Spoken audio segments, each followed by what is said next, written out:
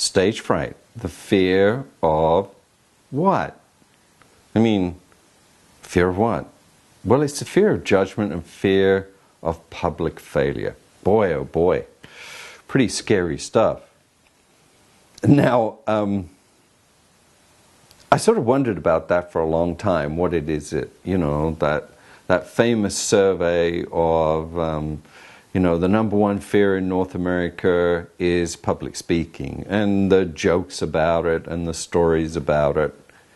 And I got into Daniel Goleman's book, and I looked at that's emotional intelligence, and I followed that pathway. And then I came across an interesting article that he had written, and I realized that what actually happens for people is it's their whole frame of reference around thinking about going and doing a presentation. And it starts long before the presentation. It starts thinking about it. So let me give you an example. If you grew up in a house where everybody was a performer, let's say, right? Everybody was a speaker or a performer.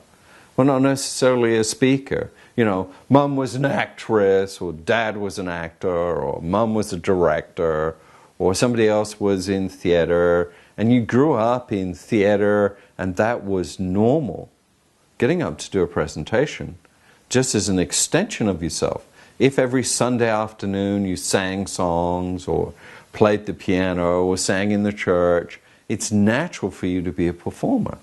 Because it gives you have context, you have background, you have history. Then what if you grew up in a house full of introverts? Now I grew up with an introvert mum, and I'm naturally an introvert myself. And that seems kind of hard. But you see, I actually like the camera more than the big audience. I mean, I still get a little nervous with the big audience. I like small groups. But you see, that's where I can work with my intimacy, because naturally I am an introvert. Now my dad was an extrovert. You give him a crowd and it was like he plugged into some sort of universal light and energy, and he became a very big man. So here it is. Most of us are kind of somewhere in between. But if you grew up in a family where, you know, speak, do not, right, or behave, or be proper, and you got a whole series of injunctions that said it was not okay to reveal yourself in public, that you had to be a private person, that, you know, getting up and speaking was egotistical, you were a big head or a big emotion. All those injunctions sit in the back of your head. And so you think about, your boss says to you, okay, I'd like you to speak at the monthly meeting, and you're going to go give a presentation to a client that you don't know. All those injunctions kick in. And it's the little worry wart in the back of your head. Little kind of worry. Chatter, chatter, chatter, chatter, chatter. Right? And we have more of that, no you can't, or that kind of stuff than we do, hey, I'm good, I'm natural, I can do it.